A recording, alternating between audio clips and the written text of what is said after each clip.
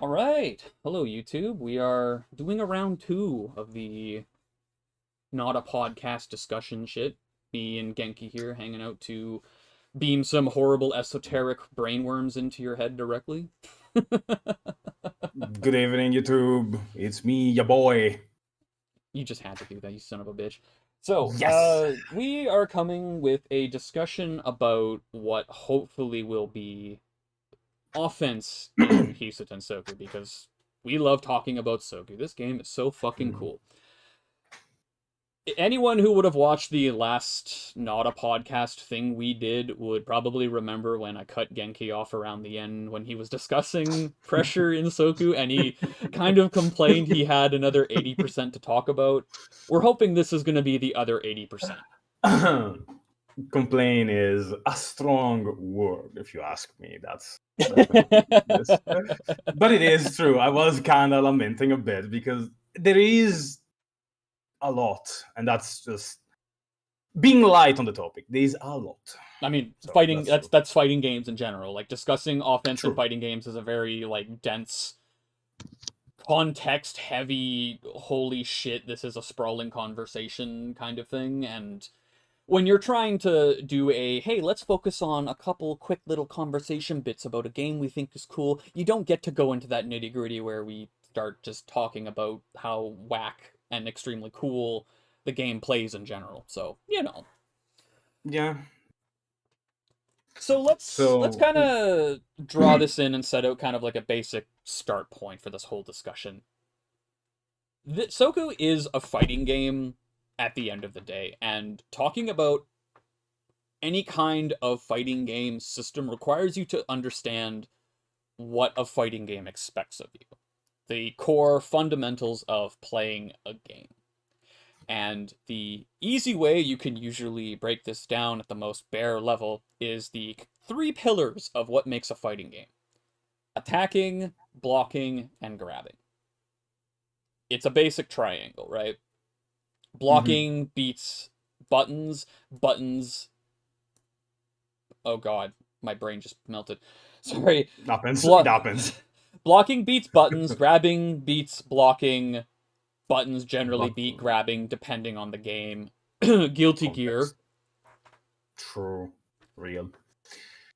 The idea is you have a core triangle of how these things interact. Because if defense is so like because generally like the idea of blocking is it's a very powerful option. People don't necessarily agree with it because well they're not doing damage. Okay, but you're not taking damage, and generally you can put an opponent into a disadvantageous situation if you force them to overextend and then punish them, blah blah blah.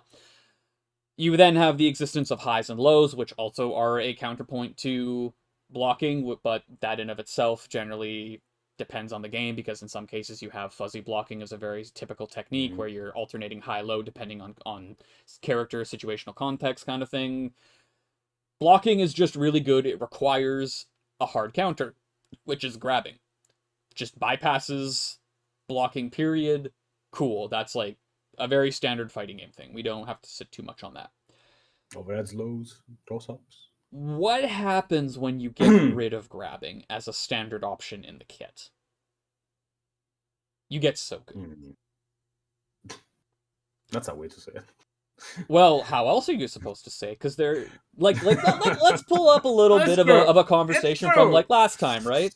Where I mentioned we had that asterisk when we were talking about offense, where throws in Soku aren't real asterisk unless you are like one of like 2 of 3, 4 characters. And even then, double asterisk Lamau.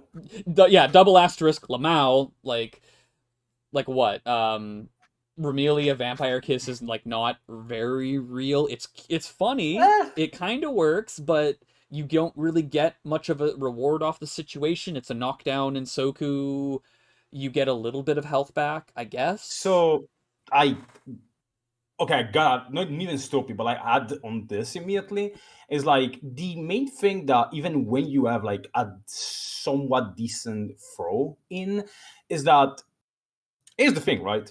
If you play, let's say the classic modern example to know what it is, Street Fighter, right? Right. You throw someone in the corner, they wake up, You throw them again. You do this 50,000 times, and they die. Or Throw you loops, my eventually press a beloved. button. Yeah, my beloved. And then you have them wake up. You press a button on top, and they like, I'm gonna throw tech, and they die because then you did a frame tech. Very cool. The thing with Soku is that even when you do have any shape of a throw that is like mildly decent, or you make it work, is that you get a knockdown. In Soku, knockdowns are not that strong because you can tech roll out of the corner, forcing some shape of like, one, a mix up for the opponent to like guess we are going with the tech roll, and two, if they don't do like a more committal option to keep you in the corner from the tech roll, you just go back into the neutral. Yeah, because So like it makes the Okizeme awful. yeah, because like the main thing with Okizumi and Soku, the thing that makes it kind of annoying is if you get a knockdown like deep corner, the opponent is incentivized to like roll out of the corner because as the Yeah. attacker, you now have to like jump and react to are they neutral teching still in the corner and you chase J5A, or are they teching out of the corner and you have to chase J5A. That doesn't really give you an ideal Okizumi situation, especially if they Yeah. tech to mid screen, and generally most characters just get a jump J5A tech chase as their main reaction, and okay, cool, you're now in mid-screen offense with your back to the corner. Mid-screen off, we've said it before, mid-screen offense kind of fake in the game. The main reason why it seems scary is because people don't really want to aggressively border escape or like disrespect the main points. It's kind of how it Kind goes. of great. So cool, like I, there's a handful of grabs where like you kind of get some air quote kind of get something like Yomu grab is like Cute, yeah. one of the more air quote real ones in the most Yes. like she can kind of get something off of it, but it's still like heavily prorated, like not a combo kind of situation. Yeah, the damage is Like no great. what is it? You get like because Honestly, the highest damage. the throw itself is doing like what Mhm. 600 if I remember No, correctly. it's less. So you have two things you can do with this thing. It's like you either do the hold throw, so you get a knee out of it, which is like 400 something on level 1, or you can do a Rekka from the C version specifically. For some reason, it's slightly more plus on throw, Right, basically. right, right, And you right, get to right. combo the default Rekka for like 50 more damage, 100 more damage. Yeah, yeah, because the proration is It's just jacked so horrifically high. insane. Yeah, Like no. you can tell it's a core design in Hisa Tensoku that Tasso for Wano where like we don't really want throws to be real outside of like spell card options because Suika has the most real throw options in the game and it's localized entirely on her 5 cost. And And even that's that one like is like it's a punish because like you can it's a Alex does a power bomb super which is reactable on flash, right? Same thing. Massacre has the same issue where like it's not start of 0, so you can react to the spell slash. yeah, Very fun. yeah. Like it throws are meant to be like a mental stack thing or whatever, not actually like a main core Function. objective. Since Mm. this is part of what we talked about last time, the idea that Soku has a very strange take on the traditional strike throw concept in fighting games because Or offense in as general. mentioned, like fighting games at their core are about box attacks, blocking, and grabbing. The core discussion for fighting game offense is strike throw. The idea is, as mentioned with the Street Fighter 6 throw loop situation, you are putting an opponent in a situation where you have to make them guess the 50-50. Are you going to strike or are you going to throw? That is it. That is Mm. the entire core, most distilled version of fighting games is right there. The throw loop in Street Fighter 6. Strike or throw. I want to mention the knockdown thing because this is also part of the offense, right? Again, because you get the strike throw thing is very strong because you cannot escape the situation you are put into, right? Even in neutral, getting thrown, it's pretty strong, honestly.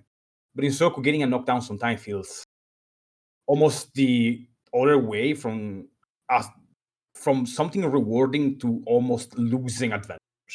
It's very weird, and that makes the throws again like really bad. But there is the entire context of doing offense and pressure because you sometimes you don't get rewarded in so many ways, which also makes Soku kind of weird in that angle.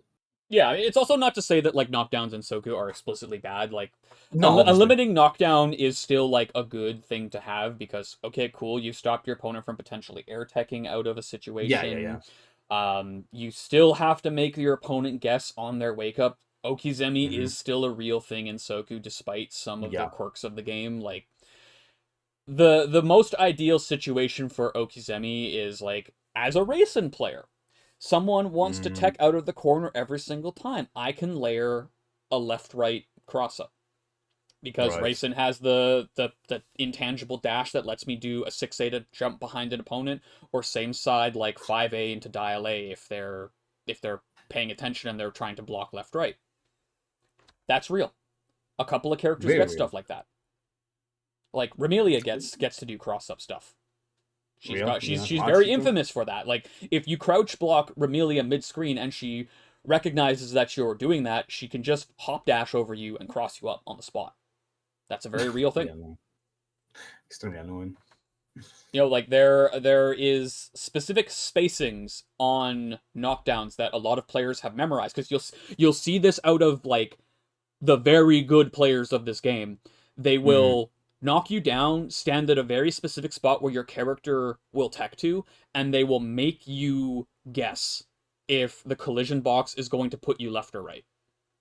Yeah, That's a very that's really real, important. like, that is such a fucking potent and scary tech that I love seeing out of people in this game because it's so fucking cool.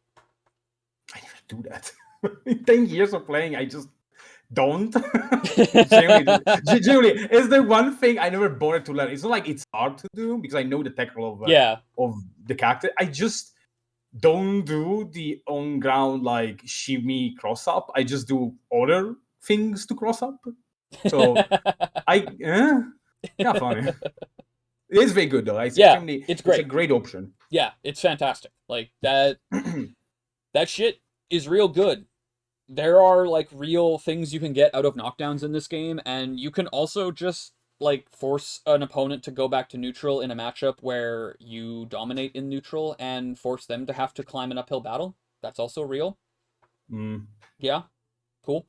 Like a knockdown isn't the end of the world. Like in an ideal situation, you want to be forcing your opponent to just like constantly block in the corner because draining their spirit and force them to have to make like a defense decision with movement and then punishing them for that movement is where we get into the actual like strike throw analog of this game because you're replacing grabs in the traditional triangle with movement since Soku has a major component in movement with grazing on dashing and border escaping as a guard cancel movement yeah. option. That's like the crux of how this game works.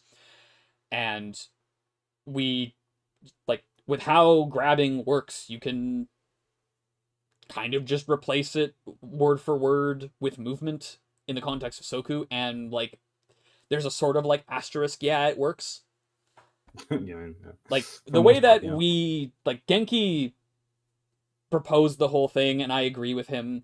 You replace strike throw with frame trap guard crush, and Yeah, pretty much. that's mostly how Soku works. To Genki discusses it in his video about offense, and that shit's worth watching. It's a very good video that goes into pretty good depth about that. To distill like that specific bit, and probably like a good part of what we're going to be talking about today, is guard crap. Holy shit. Oh, what? That's a good one. I know. So I love being unable to speak. Holy shit. Guard trap. that happens. Guard trap. Holy shit. Frame trap. Okay, Guard one crush. second. Let's recompose for a moment. Shut up, man. I have dyslexia. I know. My I brain know. I is just my brain is constructed incorrectly. I do this. it happens. Let's breathe for a moment. Okay. It happens. I get it. Okay. All right. So, okay, deliver this baby. frame trap guard crush is how the game largely works. The fear of getting guard crushed creates a space where the opponent needs to make a defense decision through movement that you can frame trap. Sounds a bit weird on paper. In practice, since high-low does not hard break your defense unless it's Sun Shower or a handful of moves that guarantee on charge. Asterisk. Important to mention because you have to be pedantic about that with Soku. Very real. Yeah. You are focusing on making your opponent make movement decisions to punish. Because how the cancel tree in this game works. A, B, C, skill, spell. A button is your melee. That is something that beats dashing, because dashing is movement that cannot, unless you are in that window where you can dash block, you will get punched in the face for it. Border escape for its short, because what is it? 7, 11, 12, I think, on most characters was the border escape inactivity time, right? What are we talking about exactly? Border escaping. Yeah, because border escaping, there is a set space where you are locked into movement that you cannot block during. Oh, wow, that's a lot. I mean, because you are punishable during like border escape startup. You are like you are like frame 1, frame 0 grazing, but you are still punishable if an opponent has a melee option they can apply to you, which is why you often see people create frame traps like FAR 5A, 3A, FAR 5A, 6A. Since if an opponent is conditioned to border escape on a FAR 5A, you can frame trap them with a 3A. I do that a lot as Racing. FAR 5A, 5B is a common string I do because I'm holding the 3A, 6A cancel to frame trap movement rather than FAR 5A, 3A projectile, since the character doesn't have access to a melee cancel on a skill. Since outside of one character, no one has a melee option on B or C. Yeah. Suika is the only character with a melee option on B, but that largely doesn't really come up in the way you might think. B button is a projectile, and because it's a projectile, it can be grazed. So generally speaking, offense is structured. You start with your A buttons, and you are either trying to make yourself safe with your B, or you're trying to make a reset with your B, or your C. B is generally safe, C is generally your reset. Generally. I say like asterisk generally, because there are exceptions. Yeah, no. Well, again, welcome to discussing fighting games. There are like an infinite number of fucking exceptions for this kind of thing, and it's hard to really like be particular about that unless we're like pulling up specific characters and talk, because like I think it's worth like discussing the specific angle, like because the way it works, right? So everything you said is correct. It's just that like because there are so many asterisks and like this specific, I think most generalist way you can try to like tackle everything is like the A button, which is melee attacks, right? It's king. It beats basically all actions because it stops dashes, it stops buttons. As long as you don't get hit while trying to attack with a melee, well, it stops things, right? The only thing it cannot explicitly stop is blocking, because that is part of the fighting game triangle. Yeah, exactly. B and C, and skills sometimes too, for the most part, honestly, are projectiles, which they function as a damage the speed bar, which is the guard bar, right? And they also can be grazed. And kinda not randomly, but like kinda depending on which character you're playing as, B, C, or skill might be plus on block, either on recovery or high jump cancel. Meaning that depending on the character, you can have to recognize which is which and how to like apply correctly through the game. Obviously, neutral is another story completely. It's another thing, but in pressure, let's not talk about neutral today. I'll probably cry. You know, when it comes like pressure specifically, your buttons will do something. Usually, if you high jump cancel, you either need enough frames to frame trap with an instant air melee attack, or you need enough frames to re-jump in. That's kind of the logic usually. That's the idea. It's it's the easiest generalization you can do, basically, because otherwise you have to specify this character cannot do this. This character has to do this one frame. Like Suika, right? It's like B and C don't do anything. The only plus frames are if you do 214 default, which is +5 every single time. The C version is likely at a distance because it's kind of random how it hits, so it gives you plus range sometimes, and sometimes it doesn't. And then Alt 623 Fione, which is high jump cancelable into G6A, which is an auto frame trap. That's it. You don't have anything else. There is also 5B charge into G6A, which is also an auto frame trap, but also no. But yes. So yeah, But that's what I mean. no. It is, but it's like 3 hits. The opponent can board escape get to high jump cancel. That's why it's like it is real, but also that's kind of thing. And also you have melee attacks, which when ROM blocked, which we didn't even get to the ROM block, they can be plus. Yeah. Because that's the other like interesting wrinkle when it comes to offense in the game is the wrong block so blocking has 2 states. Right block and wrong block. Yeah. Moves in the game have high or low property. Some have both as to make them mid. Cool. When you right block, the graphic is blue, your character looks normal when they're blocking, the frame data is as is. If you wrong block, where you do the wrong block for move, so again, like let's say a 6A generally is universally high across the game. If you crouch block a 6A, there's a red graphic, your character recoils a bit, and the attacker has better frame data. That's a wrong block, and that generally enables you to do riskier or more advantageous follow-ups on options. Lets you take like maybe some better frame data by getting like a guaranteed C button in pressure that an opponent can't react to, or maybe lets you go for like some kind of riskier reset that traditionally would get jabbed out or not be safe.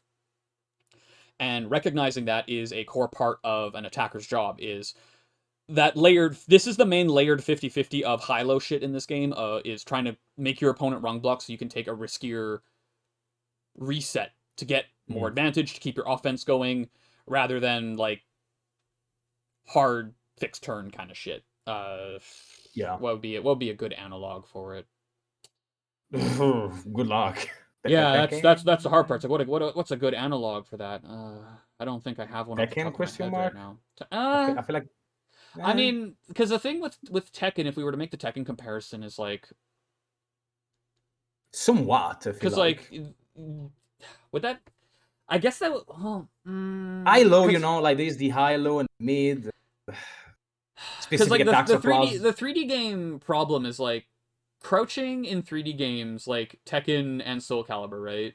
You're specifically trying, if you're crouching, you're trying to duck a high, because highs generally are like very quick, low commit.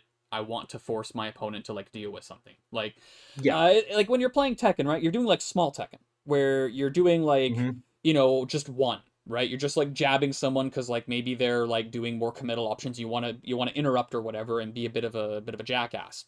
That's specifically countered by crouching.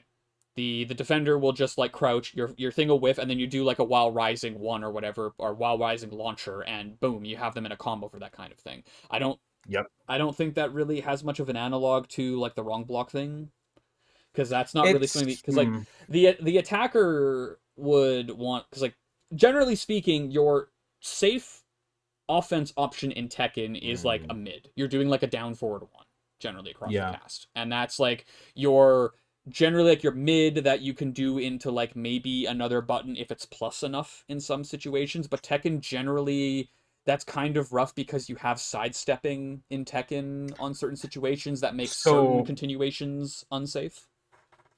My logic to this is that like in Tekken, usually you have like those plasma block buttons. Usually they tend to be mid, because obviously, or they are something that is plus on hit.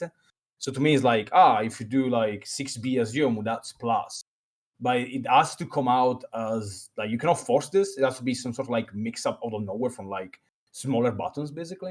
And in Tekken, you kind of just force the opponent to respect like smaller buttons, more annoying. Then you like load them with like a more out of nowhere plus button that then allows you to like set up another either plus button to do something, or mix them up. That was my thinking. Okay, I kind of see it. Anyways, tangent about other fighting game that will probably happen like for the 30th time as we go through this discussion. Yeah, wrong blocking is like a core component of how offense generally works, and it's something that you have to be able to react to and deal with and exploit properly. When you can properly exploit wrong blocking, offense gets infinitely scarier because the other core part about wrong blocking that we haven't touched yet is you're locked out of border escape. Yeah. And traditionally, when you right block something, so as I usually like we tell most folks when we play the game, you right block someone's command normal 6A 3A, and you're functionally out in most cases with again asterisk.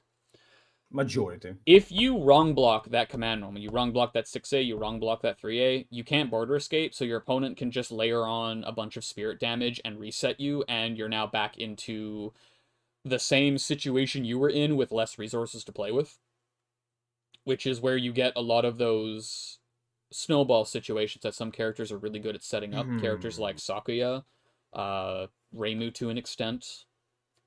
Yomo question mark?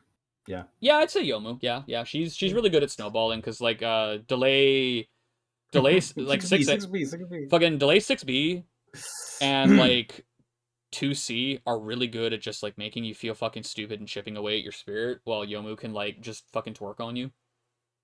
6B, repeat 3 times. Shut up, bitch. It works! It has worked for like so many years. Does. It keeps working. People scared. It does, and but it also is fuck you. reactable, which it is. Yeah. Well, I mean, also, fucking sad Kakuyan. Yeah, can you react to it? I mean, sometimes. Also, there is like something that I feel like before we continue down this path, because I feel like it's an aspect of the game, like mechanically, that once mentioned, it makes you go like, but why? Why is it like that? So we're discussing how pressure works and how like you can reset from wrong block if no always. Some attacks are just not plus, they're just like -2 maybe or 0. Yeah. But there is like this thing about the game. For some reason, they really don't want you to like be too good at pressure, because once you hit someone and do speed damage of any kind, a timer will start to tick down from 60 to 0. Once that happens, the opponent speed bar will start to regenerate. It's not instant, obviously. It takes a bit. But still, unless you keep doing speed damage every single time, this timer will go from 60 to 0 to 60 to 0. So you basically, what it means is that you have 60 frames, 1 second, to do constant speed damage. Otherwise, if they block correctly your sequence or you're not doing speed damage constantly, they just recover. So you can do like the 6 strings ever, but they block twice correctly or something, and they're back to like full defense. Nothing has happened. You've done nothing. And I feel like that's really important to mention, because it just paints a picture. It gives you like a context. It's a weird one too. Like what games is like, yeah, you need to do like just pronto.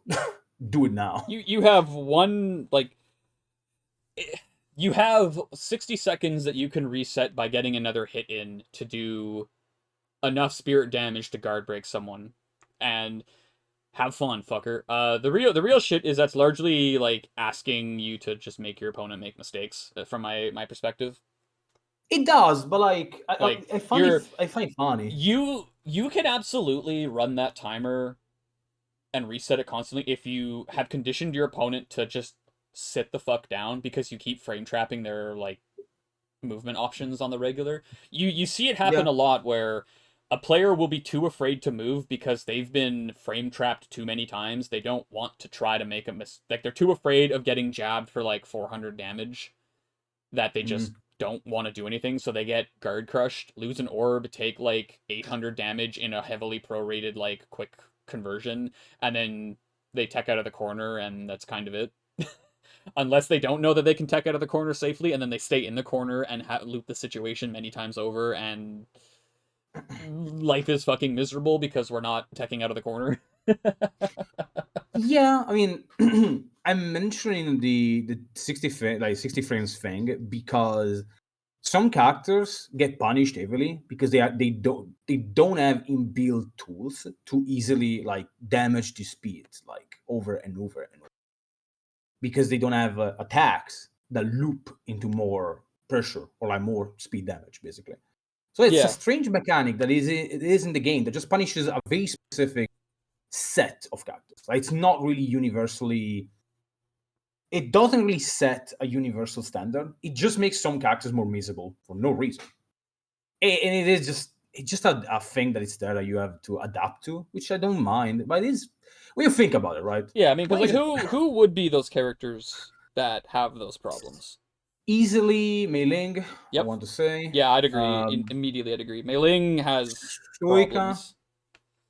it's kind of Suika's kind of, Suika, but like I would she's agree. better pressure. That's it. But everything else is, The thing with yeah, Suika that makes it funny is like, yeah, she does have trouble opening you up, but she's also like a character designed where if she touches you once, she fucking kills you.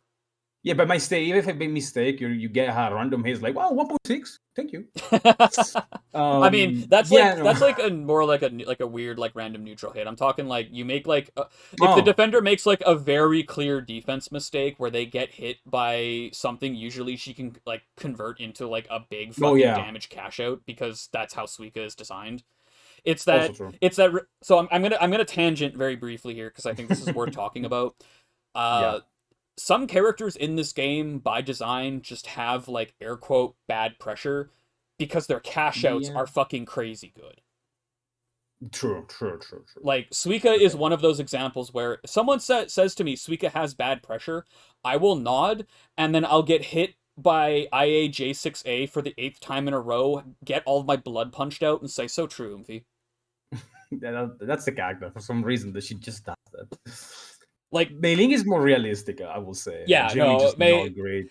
Mei Ling is really weird because I remember that conversation we had while you were learning Mei Ling where I think it was you who came to that conclusion that she was like a half-hearted joke character in design Yeah, where like honestly, it feels like you that. could tell they were like they kind of wanted to play the funny with her design, but then partway through were like no, let's actually like maybe make the character real. Yeah, It's but weird. This is something you'd be more uh, equipped to talk about if you really want to get into it, but like no, absolutely, because the characters are interesting presentation how the game works and why like certain characters may fail to do easier pressure. So first of all the characters that like fail at pressure question mark like Sana for example, she's not like awful, but the way she has to do it is not exactly superficially easy to understand. Like it's there is stuff, but yikes, it's not easy. I mean, Sana is like another one of those characters that has a very like intentional design of Yes, she's more about neutral screen control. interactions and controlling the screen. Yeah, controlling the Yeah. screen. Like if you've ever played a Sanai who's good at recognizing what's happening, they will rip Kaneko Dash Oh my constantly in god. neutral if you try to do any kind of setup. Yeah. And that will be super super oppressive to play against. Why You does it do so much damage? because she's designed that way. Because she's genuinely It's designed okay, that you way. counted it. It's the thing that's really frustrating about talking to people who engage with that character. People act like the character is cooked because you can't like twerk on somebody in neutral like, "Oh, my only answer to play the character is to ceiling J2C and then falling J2A." It's like you have Kaneko Dash. You have Great you review. have one of the like the only move I think that would is like funnier than Kaneko Dash is Remelia Demon Lord Walk. That's so good. I love that one. I They want that move. serve the exact same function as being a really funny dash attack adjacent that controls the screen. The difference Yeah. is that Sanai has access to dash attacks. Remelia Yeah. doesn't.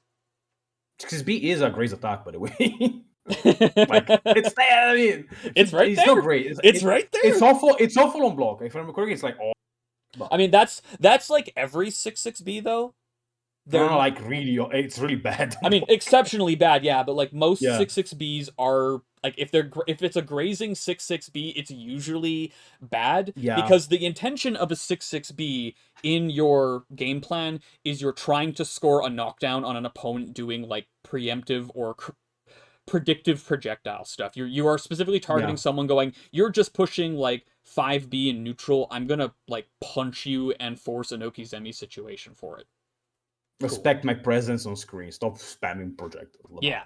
Something like that, yeah. Anyways, tangent aside. So there is like some characters that like have problems doing like easy, consistent pressure. Mei Ling is probably the most exemplary of them, I think. So the main issue is that, again, you have the 60 frame timer, which, all right, then you need to understand what is the main objective of the game. It's the rules. It's just rules. It's like playing hide and seek, and you don't know that you have to hide and someone has to seek. You're just standing there. You need to understand the rules to play the game.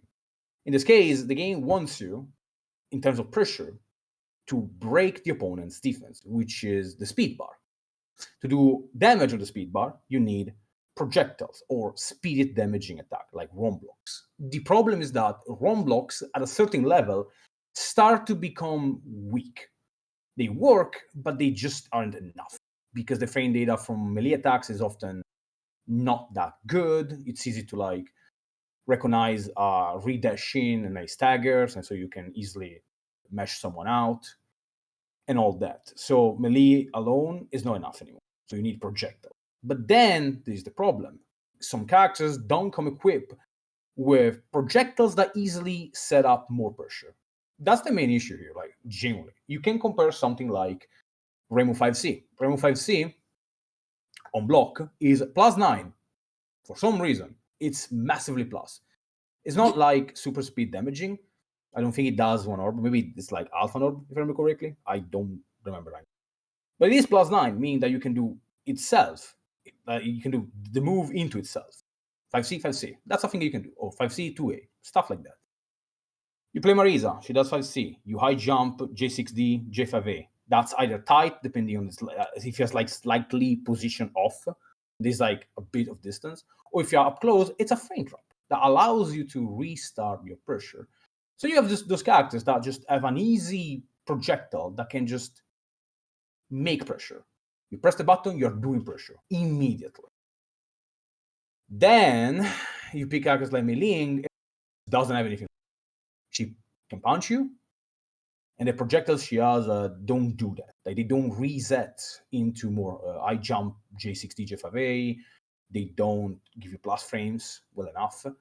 None of that, right? Yeah. Up to this, it's just something you know too, right? If you play mostly Raisin, have you tried Rika, right? I mean, I've because I dabbled with Reimu in the past. Like I actually started Right. I started playing Soku on Reimu like very long time ago. Because what I played Reimu, I've played Marissa, I've played Yukari, I played a bit of Sakuya. Who else have I played? I mean, I'm on Raisin right now. I'm in the process of learning Iku. I played Patchouli very briefly as well. Oh, interesting. Yeah, that was like a very long. That was before I like understood the game to this. I'm earnestly considering picking up Patchouli again because I want to like play that character in a very specific way to like try to. So, tangent. I think tangent time. An interesting thing of like offense in this game is when people play like very non-committal zoner offense. Right. And I think having a character in the pocket to present that kind of gameplay style to try to help teach people how to deal with that kind of stuff is useful. Also, Patchouli is like all range mode the character. She gets to do fucking everything because she's a cheating bitch. So, anyways, yeah. That aside, yeah, like I've played with a lot of the cast. I have a pretty like modest idea, like because of how my brain works and like the learning disability problems, I have trouble like sticking to a character for like more than one character because my brain's just fucking constructed like that. But like I roughly know like the bare minimum a lot of what the cast does. So right. So to go back to this, basically, characters just some have the ability to actually easily reset into pressure if the opponent is not paying attention, right? Yeah. You can easily do like 5AA, 5C as Marisa, and that is no joke, some of the best pressure in the game. So strong. Again, you go to Mei Ling and she cannot like do instant air J2. If you play Sakuya, for example, you want like good pressure. You can do AA, EA, instant air, J2B, and then congratulations, you get some speed damage and you can do a re-jump. And for that position, you can do even more, but whatever. So she doesn't have an instant air projectile to start some cool pressure. On the ground, there's nothing plus in terms of like projectiles.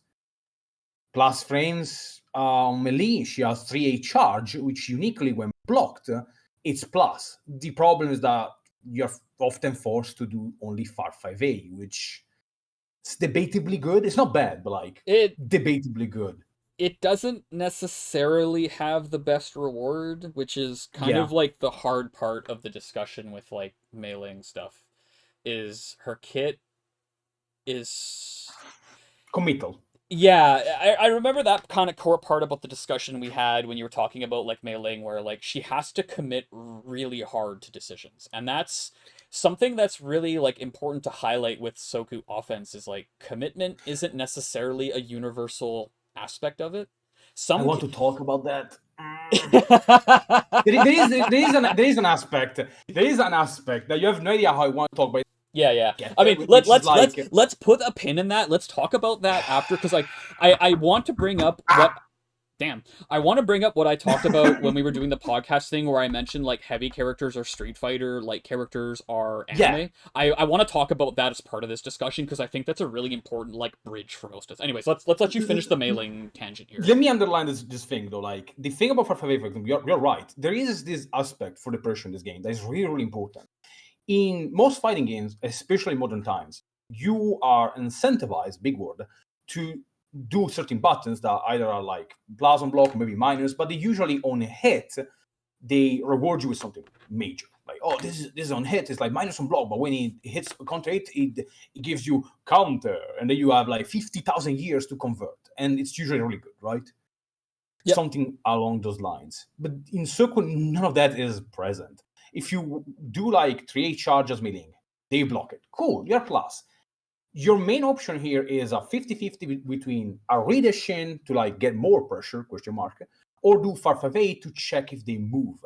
But depending on what the opponent does, you may not get anything. Like, the cool thing about meleeing is that if you do like far 5A and they do a high jump or do a counter hit state action, you get a bounce back into you, which allows you to start a pretty good combo. But if you are you're pressing far 5A with the expectations of a counter hit, and you don't cancel into anything, and they don't do any of the counter hit things, you only hit the opponent, and you get no combo. You cannot hit confirm this. There is just no time to do so. So you have to guess on your own, like, good pressure, so to speak, how to get, like, a conversion. You cannot, like, it confirm this. It just, you're guessing. You can, question mark, it confirmed this if you have a spell card, which is an entire constellation of a discussion with like, hey, you need spell cards because certain characters need to basically hit confirm random buttons into spell cards because they don't have any other way to consistently hit confirm any of their pressure. On top of like buttons sometimes needed for good pressure don't give you any good reward, and buttons that give you good reward suck for pressure, which is another topic. It's sprawling. The conversation sprawls. To go back to the thing, right? So meaning it's stuck with this all things I just mentioned, which exist. On top of like, she has no easy way to set this easy loop. So what does she do? What does she even do? Does she know? She doesn't. So you have one thing in Soku. It's not even in Soku, just in general. You have good all super frame drops, which is, it's always funny to talk about because in normal fighting games you don't like. I mean, you see like on tangent, you see like on Twitter where like someone posts a Street Fighter 6 thingy, the Brazilian mind games. Yeah, it's like, I did a minus thing and I do a funny super. It's like, this is so funny. It's like, no, this is a Monday for me. This is a Monday for me. This motherfucker ending Rekka every single time with fucking SOE in hand. I fall for it every single fucking time because my monkey brain goes minus frames. I will push the punish button. For context, SOE is a 5 cost spell card super, basically the highest cost in the game. That is not even, it's slightly invincible after some starting frames, and it does a lot of damage. Some melee attack. This is the important part. So when I do full Rekka, which is minus 20 or 18, I think, the opponent is obviously trying to take the punish. Yep. But because you can cancel in Soku, you can cancel every recovery frame of an attack into an action if it's allowed, obviously. I can just delay this thing, and it's like, are you going to press a button? If you do, I might press the spell card. So I can create a situation, insanity. I can create a situation where, like, if you are scared of me being mad, basically, I get pressure out of like minus 18. And this is what I wanted to get at. Mailing is not built to do pressure in an easy way. You don't have the tools, but you do have a lot of melee attacks and spell card are melee. So your best bet sometimes is just ending your pressure with like something minus and then threatening the opponent with a frame of super. And it works. It does work. It has to work. It's the only option you have. You have obviously other ways to do pressure, but if we're being extremely pedantic and trying to follow the rules of the game, like objectively, right? Objectively, she doesn't really have anything. You can absolutely win as meleeing. You can absolutely, break someone. Everyone in the game can charge. win. Yeah, I mean, it's harder for some, but like the point I'm trying to make is like you can play this game and you will never notice this unless you get like to a certain level. But when you put it on paper and you like play the character enough, either you just find other methods to win because the game is built in a peculiar enough way that it allows you to like strategies. But if you try to tackle this one aspect of the character, I want to win by doing like rush down pressure, you probably find yourself in this situation where it's like, wow, I could just play Marisa and press 5C. I mean, Saber has like learned how to headbutt the game over playing the game for like a fucking decade on mailing. Like that, Saber is probably one of the most interesting mailing players to look at because he just like the best way I can describe it is like he headbutts the game, brackets endearing. It works, but like as I say sometimes, it's really important when watching not even Soku, just fighting games, right? Anyone. It's important to understand, is the player watching winning at the game or is the opponent that is losing, Yeah, no, that's very real. Yeah. That's always annoying because like you have to recognize, is the opponent actually in the known of like the matchups, the game, something, and thus they are losing because the first player you're watching is like actually really good and doing like really complex things, or they're just tripping on their own fucking shoelace and dying. That can happen. That's a thing. I mean, I see that a lot in Guilty Gear when I watch people play. True. There's a lot of people who... It's not so much that one player is winning, it's one player is losing harder than the others. You especially see that like in lower levels where both players are going to be tripping over their decisions and what they can do, and one player is tripping harder than the other and dying because of it. Yeah, basically. Like it's a very annoying thing because in Soku it's really trip and die because either you don't know certain things like matchup stuff or fundamentals or like concepts. It happens very, very often. Yeah, and I mean the game sucks at explaining itself too, so that's kind of a common problem. Yeah. Like this is all comes together with like the way offense works is like it gets nasty. I would love to like be able to explain everything, but it's like so many. This is a stupid. I have to do this example, but have you in mind Malcolm? You cut out there. Please say so. Oh, have you in your mind palace present Malcolm in the middle? Oh no. Okay. Is that one gif of Hal trying to fix one thing? Yeah, and just the spiraling of like I have to in order to I come across another problem, I have to fix it. Yeah. While trying to fix that, I come across another problem, I have to fix that, and the infinite like problem matrix that happens. Yeah. And he's like trying to fix. I don't remember what like the car is like. Oh, where you're supposed to like fix the whatever the hell. It's like what it looks like. Yeah. This is me right now. I'm trying like the way there's so many little aspects that all come together into. Oh, this one character is suffering in a way because they don't have access to like this one thing. Yeah. And so they have to like let's just become mad. Let's just take a second and refocus because we kind of spiraled really far into like the discussion about like mailing specifically. But like mailing is mailing is an interesting microcosm of offense in this game because of Yes. how her kit functions.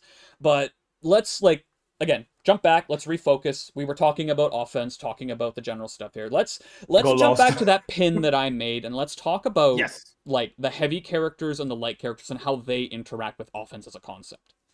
So Absolutely. we Absolutely. already mentioned here how like we have the cancel tree, your A button is king kind of thing. That is what Yeah. defines offense at its basic bare level. Your A buttons and how you use them. But what happens when you have a difference of archetype and how characters have to apply those A buttons? That's where we get into, as I said before, your theory of weight, like the character weight archetype kind of thing, the light, hybrid, and heavy characters, and how Hmm. they engage with offense as a function, and how it's very different from each other depending on the character. So I made the illusion earlier about how heavy characters are functionally playing Street Fighter, and light characters are playing anime. So, to give that context, because this matters, this is very important for the conversation here. Yeah. There's Yeah. Yeah. Yeah. two prevailing fighting game genres, you can say, for the 2D era, for the 2D world. Since like we're gonna put like 3D away, we don't need to worry about Tekken or Soul Calibur right now. We're I focusing love pure. history. I know, right? Fighting game history is a very important thing to talk about with this because it actually informs a lot of decisions for games. I love context. Street Fighter is what we would consider like the purest form of fighting game. It is a game where you have clearly defined turns. You have the game is distilled on the strike throw. It is very basic. You jump in the air, you dragon punch to anti-air, etc., etc. The game is simple. Not shallow, but simple. There's a lot of Mm. complexity. There's a lot of complexity in simplicity if you use those mechanics very well. Go look at everyone still playing Third Strike. That game's fucking crazy. Yeah. Then you have anime. Now, the main thing that separates anime from Street Fighter is the introduction of faster movement and air dashing. In anime, generally, air approaches and air dashing, air movement, air engaging is the gold standard. If you watch people play Guilty Gear, you'll see that a lot of people like to engage by instant air dash JS, instant air dash JH, Mm. basic stuff like that. You see it in Blaze Blue, you see it in like what's another Melty one? blood. Like yeah, Melty Blood's another good one. You can Mhm. see it in Arcana Heart. Oh There's wow. a lot of like that specific microcosm, that specific subgenre of fighting games, anime, is focused on air dashing, air movement. So let's look at Soku, right? Light characters generally they have repeatable jabs, like in and Mhm. most anime games. A quick like 5A is like equivalent to like a gear 5P. You're just like quick little jab. It's meant to be more of an interruption or like a quick establishment. The thing is though, uh, in Soku you get no reward off of just a jab in its own, unlike characters. So Yep. in this is where we start to differ. If you're playing Melty Blood, getting a 2A hit, Oh. you can usually like hit confirm that into like a full combo. If you're playing Uni, you can hit confirm a 2A into a full combo. If you're playing Gear, you can hit not Strive, mind you, but like Zard or plus R, you can hit Mm. confirm like a 2P into a full combo. You can't do that in Soku. The only Nope. reward you get off of jabs if you start with like a 5A into Diale, which in with most characters is like a fucking ideal situation. Getting a Diale starter is like, oh yeah, that's the shit. That's the good shit right there. Thing is though, Hmm. again, a jab in its own you don't really get much out of. Jabs for light characters function more like Strive, where it's there to be a quick interrupt, something to kind of be annoying and stop an opponent from maybe doing a reset so you can take momentum back. Cool. Um, the generally on light characters, your main point of engagement is your far 5A or a B button. Mm. Yeah. Generally Yeah. what you're looking for. Like we can asterisk it. Cool. All right, whatever. Then you have the heavy characters. Your poke is your block string, is your hit confirm. Yeah. Yuyuko 2A is a war crime of a button because that shit lets you go not only into a block string, but into a damaging confirm off the exact same button. That largely defines heavy characters in Soku. playing Iku. 2A, 3A. God, that thing is insane. Poke and a hit confirm and a block string in the 2A, 3A, same 6A. thing. 2A, 3A, 6A. 2A, 3A, 6A. You can do that with every heavy character. Every heavy character has some. Utsuho has like 2A, 6A? 4A, 6A, 6C or 2C, depending if you get the hit, which you have more than enough time to confirm, it's 2C. If it's not, I think you do 6C or 6B, depends. Cool. Patchouli has like an infinite number of 2A, really 3A, 6A, sure, why not? Again, 2C. poke, hit, block string, hit confirm, all in the same sequence every single time. Suika is kind of crappy, despite being a heavy. It's not the greatest thing, but you can also still do like 2A, 3A or 5A, 3A, 2B. Well, again, as we mentioned earlier, Suika is oddball in her design as a heavy character, where she's meant to have again, air quote, meant to have like bad air quote, like I use like triple air quotes bad pressure. Her pressure debatably bad. Her pressure, she does IAJ 6A, and you like all of your blood disappears out of your body. Like, come on, man. Also, Spirit Bomb exists, but anyways, real. That's like heavy character design, and it doesn't require as much. So, offense for a heavy character doesn't necessarily, again, air quote, asterisk, big emphasis on sort of, maybe, kind of, require as much work as a light character does for the same shit. There is also like a stupid asterisk, but like it's another aspect of that microcosm or like stars in the universe I was talking about. Like the heavy characters, even if they don't manage to like hit confirm, because it's not free. It is kind of easy. You can do 1, 2, 3, but the raw buttons that they use, they tend to do more raw damage. It seems like a small thing, but hitting Yuko to a counter 8 by complete random chance is like 800, I think. I call open the game, I'm lazy, but like it's pretty higher damaging than like Yomu doing 4A for 200. There is a difference. Also, it does more like stagger frames, so you are plus out of the counter 8, while those jab buttons don't like characters don't do that basically. So yep. And the other important thing to note in every single case is those 2As have usually double, if not triple, the range of a light character's 2A. Yeah, they tend to be longer. Despite you will think, oh well, then if a character has buttons, not most of them have like 8 to 9, and most of the fastest buttons in this game are 7. So they don't even have like a negative trait on jabs. They are just straight up better for the most part. The only thing they can't do is like repeatable jabs in like offense. Thing is, like, here's a fun anecdote. Raisin is one of the few characters who gets good reward off of jab spam, because you could do jab D236B and hit someone with like infinite chip damage and make them uncomfortable, as well as a bunch of spirit damage. Yeah. Other characters can kind of do that, but they're more incentivized to, again, go down the line of creating frame traps for movement decisions rather than trying to layer on chip damage. A lot of the heavy characters, they get to just kind of create a lot of really uncomfortable situations because they get really annoying pokes that fuck you up for trying to move at awkward ranges, as well as being able to create really fucking obnoxious frame trap reset situations where they can do a delay button and not immediately cancel and maybe like walk a little bit forward if you're too afraid, or they can do a really annoying plus on block projectile that you have to like commit to dashing out or border escaping ahead of time, but if they decide to frame trap you for that, you're eating the really big damage starter and you got fucking counter hit for border escaping. Oops.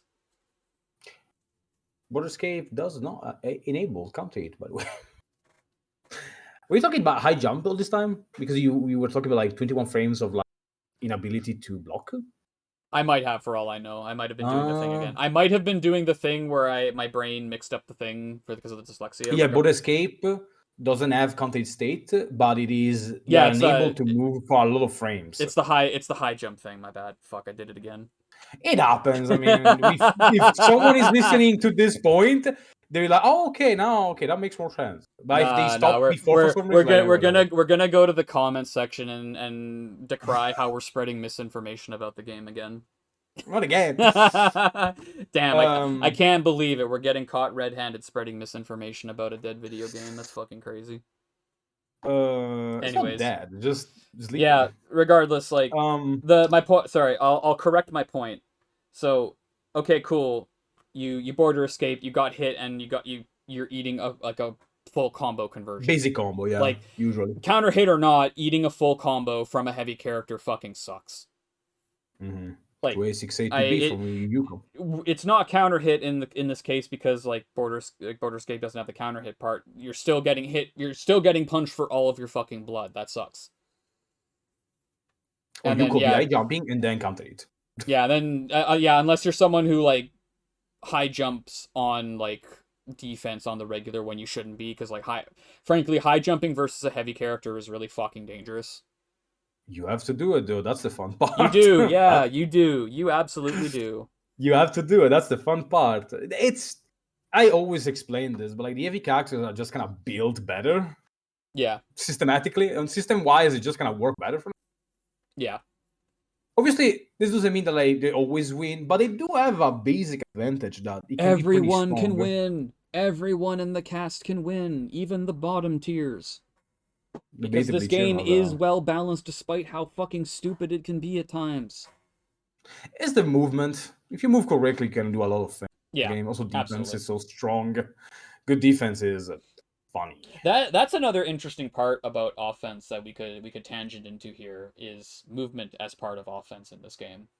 Yeah, true. There is that. Like, it goes back to neutral to me though, because like moving correctly and reading height, like we didn't mention this, but maybe it was like heavily implied, probably not. But a lot of the pressure that exists in Hizut and Soku is kind of all about having good reads. Like you need to create a basic 50-50 situation that you control, and then you kind of have to read what your opponent does. Like you don't have like the string that you just throw out and you win the interaction, because there is more than one method to escape offense. You can board escape, you can high jump, you can mash, you can normal jump, you can dash out, backdash, question mark. So that's one thing that I definitely would like scream at someone for doing. Like backdashing on like defense is one of the worst decisions you can make in this game. Yeah, no, it's bad. It's bad. I think there's only like I'd have to like dig deep and go find the doc, but like there's only one situation in this game where you ever want to backdash, and it's specifically because you're trying to avoid one specific type of projectile. Otherwise, generally most projectiles have enough going out that backdashing one means you're getting hit by the follow-up, and if you're backdashing in the corner, like you technically have like a slight bit of melee invuln, and that's usually enough that the opponent can recover and just put another melee out and fucking punch you. It's never the invisible frames for the invincible frames from backdashing are just not enough. It's also not frame one, so like if someone just does meat, it's not like Guilty Gear. No, I believe like, it's frame one. It's just bad. Was it? Oh shit. Stupid. I'd have to double check. You know what? I'd have to double check on the game. Me too, but I distinctly remember like you can get jabbed out of backdash on Wake Up. Let me check. Because this isn't Guilty Gear. Because Guilty Gear is a game where you can backdash on Wake Up and you're safe. This Soku is not a game where you can backdash on Wake Up.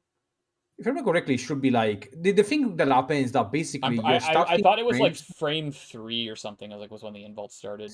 No, you know what happens is that the backdash doesn't start like frame 1 movement, so it looks like you have less frames, but you should be invincible from frame 1. It's just that there are few frames of invincibility, and by the time you are like vulnerable again, you have barely moved anywhere.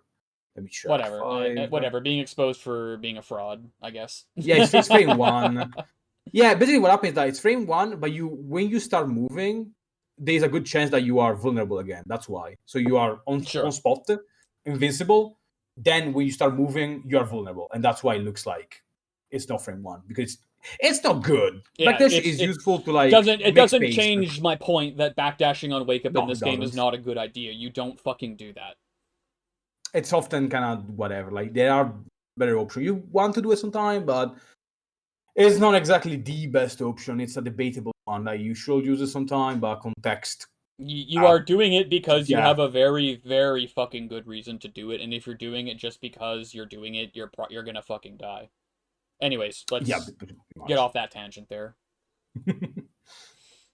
Yeah.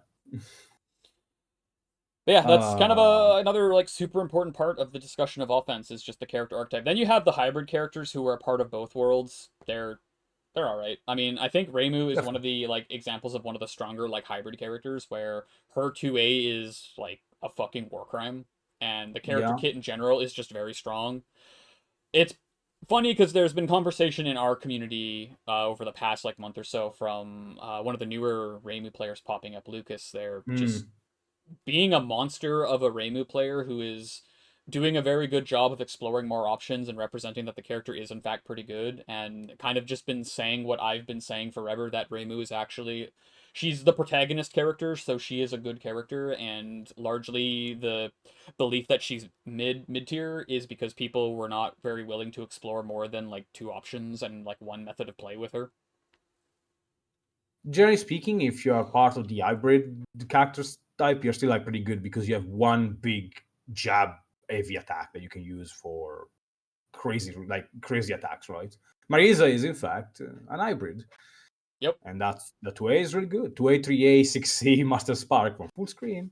Whoa, it's almost like she Up. has the really funny, like, auto-confirming sequence that goes not only into a decent block string option, but also damage. That's wild. Yeah, it's insane about it. You just do 2A, 3 Yeah, get a it's Master almost like Spark. that's part of the game's design. That's fucking wild. Weird. That is wild, to be honest. I don't think she should have Weird. that. I I mean, don't agree. we could argue that a lot of characters probably shouldn't have things that they have, but like I won't do that today. I'm not in the category of like playing the game of like, hey, we should, what if we did a theoretical balance patch, what would we do? It's like, no, the game is as is. We're gonna fucking play So it. you gave Shut Yomu up, shut an up, heavy shut foot. up, shut up, shut up, shut up, shut up, shut You up. give I her a have I heavy have to foot. I have to listen to the Alice players fucking whine how their character sucks, even though she's like an incredible fucking mid-range set play beast of a character. You are not a zoner, you are not a Uh, rushdown, you sit at mid-range pushing far 5A and you make the other player feel fucking stupid for it. and also, you have like some incredible good alts that are really annoying to deal with. The fucking laser, the ping pong laser is insane. What does Seeker it Wire bounce like is that? fucked up. Seeker I hate Wire that. is Why does really it? fucking good. It gives you 50,000 years to hit. Yeah, that shit's Why so does it good. do that? That character's great. I think Alice is Um, a great character. I just wish people would actually engage with that character as the designers intended and not try to be like either, because Alice players are either trying to play a zoner, which she is not, or they're trying to play Rushdown, which she is not. she is in the context, but yeah, normally I not. mean, No, not at least in everyone. the common. I've said it before. Every character exists on the spectrum of Rushdown zoner. She Yes. is like firmly in the center generally, where sometimes you have to run up to your opponent and like 6-6A and make them feel stupid. Other times you have to sit back and just like far 5A, put doll down, far 5A, put doll down, something like that. Anyways, Yeah. I don't want to get into that fucking No, conversation. it's That's going to make fine. me very angry if I do. We Yeah, went that's through all the types, I will believe. Like, we kind of jump around. I think if you follow the discussion from start to finish, it makes no sense. well, I mean that's generally just us discussing stuff. We're insane with True. how we drift from topic to topic and just kind of go about it. It makes sense in reality, but you kind of have to like really follow. And the problem is that we didn't like we answered some questions, but while answering some questions, we created more Yeah, our and didn't favorite job. answer those. We love creating questions for the sake of it and looking at the other person being like, yeah, crazy, isn't Is it? the thing. Is the thing, right? I said this at the start. I was going mad because there is a nebulous universe of stars and options that interconnect. The thread is like Yeah. it's a big ball of yarn. It's all over the place. It's complicated. Well, because it's worth It, talking, like bringing up the point that Soku is designed from an older generation of fighting game mindset where you have yeah, assets and you make cool characters with them, as opposed to yeah, what we see in modern fighting games where you have a tightly designed kit that you want to make a very specific function for. True. Yeah. Character design in Guilty Gear Strive is very different from character design in Guilty Gear Zard. Character design in Type Lumina is very different from character design in current code. One set of games is the newer generation, where the developers have a very, very good idea of how fighting games function from the decades of the genre and like learning and player experience and etc., that we finally understand almost to a scientific level at times, versus stuff way back where we just kind of did stuff because we thought it was cool, and while we had a general idea of how the character would be played, we just kind of let God sort it out, and then eventually we're like, yeah, okay, we'll just play with what the players figured out. You're making me think about like Tekken, because like listen. Tekken character design is crazy. The Mishimas are the only real characters up until like what, Tekken 7, I think. Can I get this tangent, please? Go nuts. Take a moment. Nuts. You know what? You can have your fucking tangent. I'm gonna like shut the fuck up for like a minute and just let you go. Okay, like this thing is so true. Like even time, because you basically have like functionally 3 eras of of Tekken. Context: I do play Tekken. I've been playing Tekken since Tekken 3, so I'm like old. Question mark. So like, the thing with Tekken is that the way the design goes is that for like until Tekken 7, I want to say, you basically have a bunch of characters that do things. They do things. And then you have the Mishimas, which is like 3 characters usually, depending on the context, that actually have an entire moveset. Like, even the first 2 games, only Heihachi I think, I don't remember if it's 1 and 2 or it's only 1, but Heihachi was the only one able to sidestep. That was a Mishima thing. Or the wave dash, which allows the character to move better because it's a function of the Mishima. You wave dash. Other characters gain that ability, but due to how Tekken was designed, a lot of the initial moveset of the entire cast was shared between all the other characters. Like, initially, Paul and Heihachi shared similar moves. In Tekken 3, for example, Heihachi, which it's a move that he still has access to, does up forward 3 into 4, which is like a double kick in the air, which Horang also has access to. And they still both keep the same move nowadays, but like that was just a shared attack for some reason. Or like down 1 from Heihachi was also used by Paul. Like, it's insane that like Tekken for so long, across all those games, you basically have just characters that press buttons and then characters that get to play this. Like, that's the thing. The Mishima design is that you are playing the system. It's like if you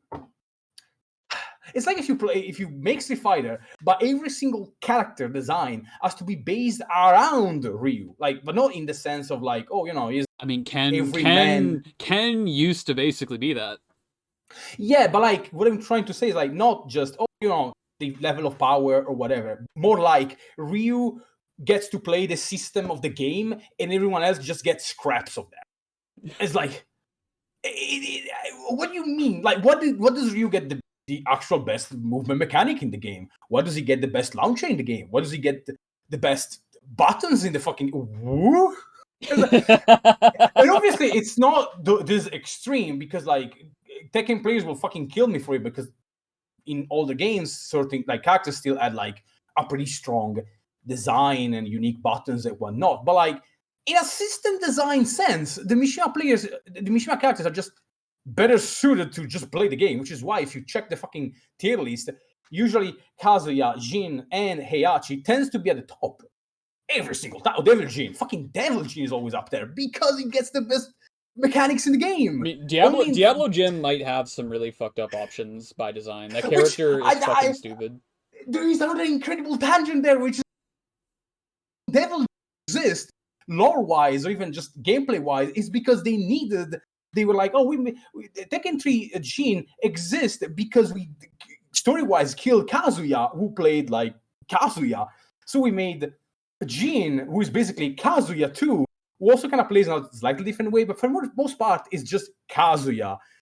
But then he's like, Kazuya was like kind of liked by people, so maybe we should bring him back. But you cannot have Kazuya and Kazuya. That makes no fucking sense. So what if Jin learns Brazilian karate and he doesn't like being a Mishima? There is a plot reason in Tekken 3, but like, and he's like, well, but people like Tekken 3 Jin specifically. So what if we bring that back too? How do you fuck you? Oh, the fuck you? It's the Mishima blood makes him evil, like because Kazuya was also the alter ego devil. So Jin is like, what if he gets devil Jin and he just plays like Tekken 3? Jin is like, what are we talking about? What are we talking about? By the way, I do like Tekken. I genuinely do like Tekken. Yeah, like, no, I like. I wish Tekken players were less miserable to engage with, because I'd still be playing that game right now. Why is it like this? Like I love Tekken 8. How now Tekken 8 made the understandably strange decision, which made everyone angry, of making every single character an actual character. Like the hit mechanic helps with defining aggressively how characters can be, right? Yeah. I like that, but now everyone gets to play the system heavily. But just funny because like so many decisions just exist because you need to have a sort of like dissonance between gameplay and story. So not as much as like the Mishimas are just What if fucking Heihachi never died for like they never Heihachi died. Mishima is dead. Not really. Except he has okay, next game Heihachi Mishima is dead. No? Okay, next game. Heihachi Mishima is No, he's not dead. Never mind. Okay, sorry. He died in 5. Immediately in 5 itself, because I think at the time it came out, and they were like, "Oh my god, Heihachi Mishima is dead!" Like at the start, shit happens, and then you play the game. You play a bunch of story modes until you unlock Heihachi. What the fuck? Like a fucking Nightmare Geese situation? No, he got exploded, sent to a fucking cemetery somewhere, and he's alive. He's just alive. Then in Tekken 6, he doesn't participate in the plot because he's hiding somewhere. And then in 7, it's like, oh, he go throw into the lava. It was an incredibly serious fight, so emotional, so epic, a great fight. I'm generally kind of still think about it, it's like so fucking cool. And then it's like, no, he got saved by a ninja. And then spoiler if you haven't played Tekken 8 story mode, sorry. Then he kills an entire clan of hidden Mishima monks. It's like, why the fuck did you kill that plot? Why did they kill an entire hidden monk sect of Mishima fight? What was the point? Yeah, it's insane that you have an entire game where only the like 10 to 1, depending on how you see it. It got to like have characters play the same system as like the Mishimas. It's like, what the fuck? I mean, it's really funny because you can look at like like if you've ever played Footsies, the like actual game Footsies, that is a really cool game where both players have the exact same tools, but that's because that game is designed around the Street Fighter Footsies concept, and it makes sense to have that kind of shit. Then there's something like Dive Kick, where your only interaction in that game is jumping and dive kicking. But everyone does it differently. Yeah, everyone does it slightly differently, which is really interesting, but also everyone is functionally using the exact same system. Yeah. But then again, you have a game like Tekken where for a while in the game's lifetime, a bunch of characters just had moves from each other because that's how the game was designed, and shoulder shrug. Because like, you had assets, you made characters with those assets. That's kind of how it does. Let God sort it out after that. And there's that, genuinely there is validity in that game design mythos. Go look at MVC2. MVC2. Oh, Yakuza. Oh my gosh.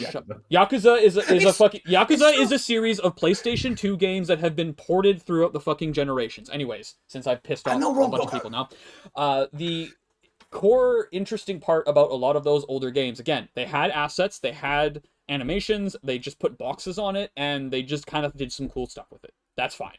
Yeah.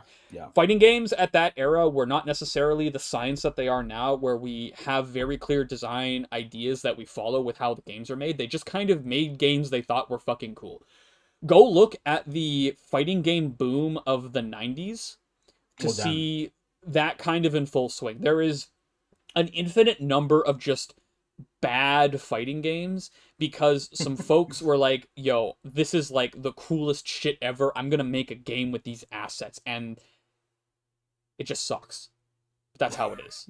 Don't say it like this.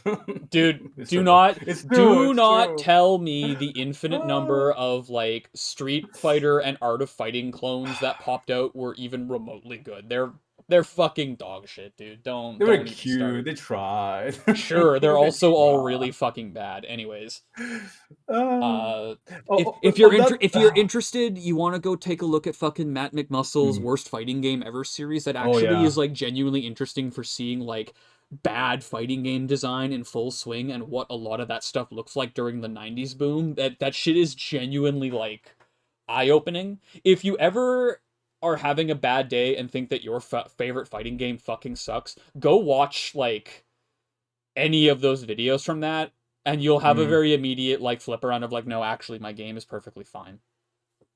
I will. Anyways, Actually, no. Wait, if you want to play a very bad fighting game, please on the PS1 play DBZ Final Bout. That's a oh my funny god. one. I Do not, love that one. please don't inflict cognito hazards on people, Doo-doo-doo. Genki. That's so fucking, Doo-doo-doo-doo. that's so awful of you, dude. I Anyways, love the video system.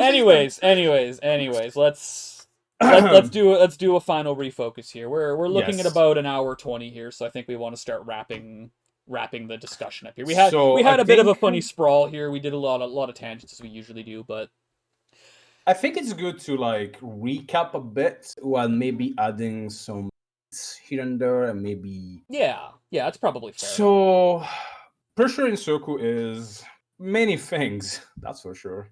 Yeah. The triangle of forces is probably the easiest example, and I think trying to understand. So here's the thing: what we're saying here is like how to. It's just one way to angle yourself to understand the game. Yeah. It's not necessarily the correct way, but it is, as far as I'm concerned. I tried when I made this whole thinking. I tried to make it as understandable as possible. Like trying to oversimplify certain aspects because again there are some asterisks here and there, but it tries to simplify the concept. And the triangle of forces and trying to crush the opponent or put a frame trap or do a 50-50 and all that.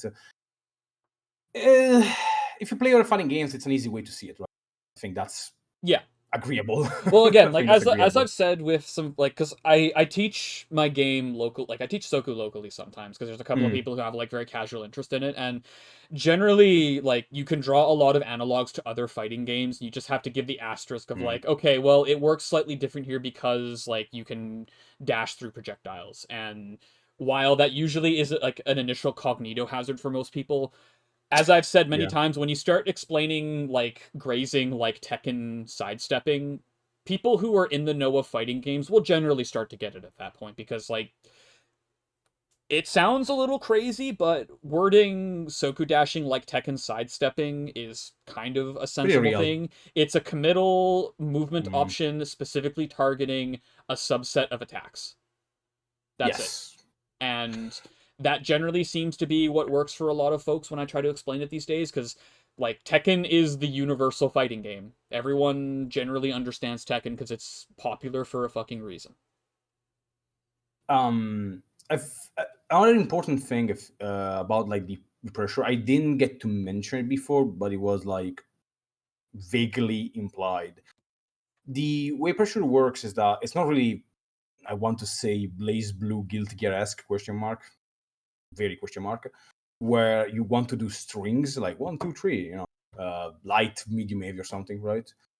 You kind of need to understand what each button does and what you're actually trying to do, basically. So if you do the classic button, cancel, you're not really going anywhere, and it doesn't really do anything. You're wasting like resources often.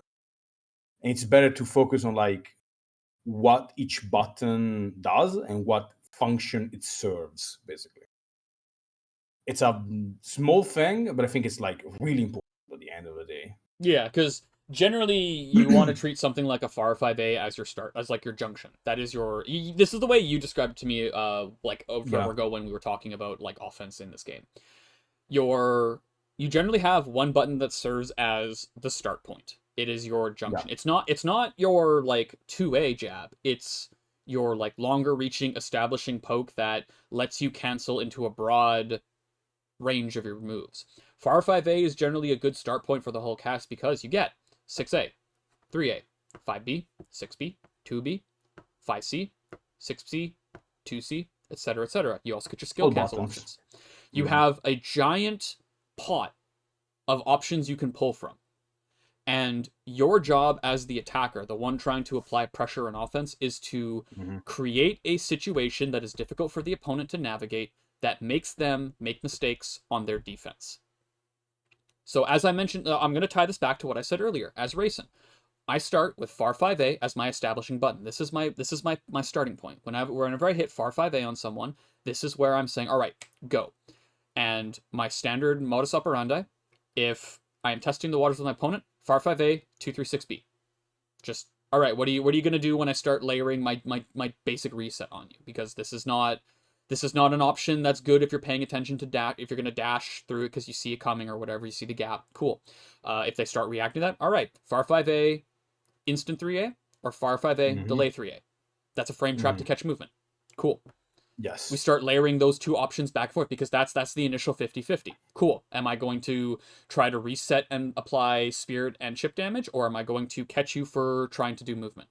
Cool. Well, let's say the opponent wises up and they start doing like two border escape, where they start just like high jumping as a thing. All right, cool. Far 5A, empty, neutral jump, Mm. react to what the opponent's doing. Am I going to do like rising J5A? Am I going to do J8A because they're trying to fly over me? Am I going to establish like air offense? Cool, that's another wrinkle in the whole situation. Maybe I do far 5A, 5B, quick cancel IAJ6A to catch like a jump or a super jump or something like that. That doesn't necessarily work all the time. It will whiff, but like if someone does like a delay jump or something, yeah, it can work. It can work.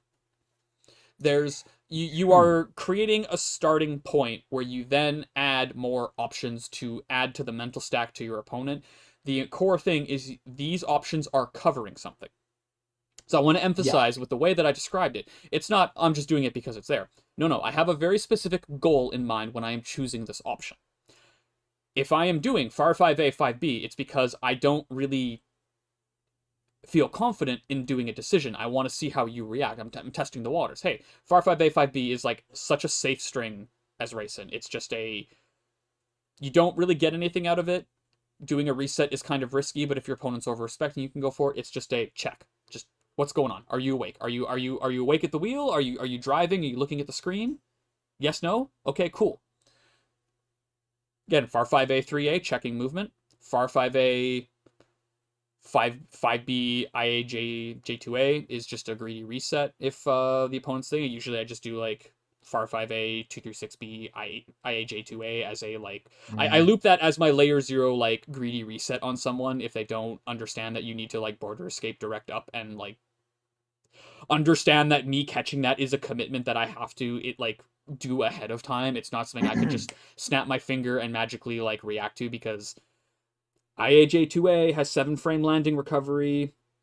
That's kind of something everyone always forgets. Like technically it's plus if technically in like the most insane thing asterisk it's plus, but like if you border escape it, cool. Like I have to now like usually it's like a jump back body block of some degree. That's still a very committal option where if you just border escape and don't do much, I'm now like further back and have to make committal options. It's kind of the push and pull of offense and neutral, and it's a spiraling conversation. Um, a Anyways, lot of this can be simplified in like it's an important aspect of the game. You have to adapt a lot to what the opponent does. Like you yep. set a situation, but at the end of the day, the way soku is constructed means that you are constantly babysitting the opponent.